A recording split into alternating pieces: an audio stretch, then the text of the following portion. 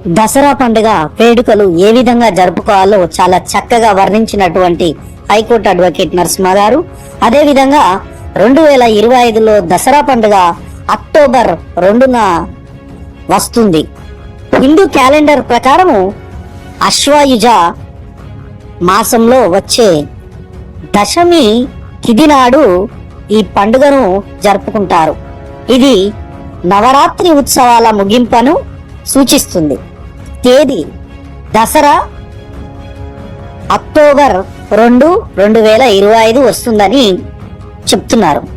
అదేవిధంగా ప్రాముఖ్యత ఈ పండుగ చెడుపై మంచి సాధించిన విజయాన్ని సూచిస్తుంది. రామాయణంలో రాముడిపై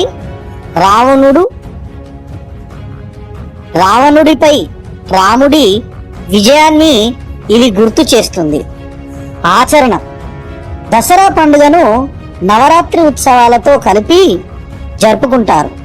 ఇవి 9 రోజుల పాటు దుర్గాదేవిని ఆరాధించడం ద్వారా జరుపుకుంటారు.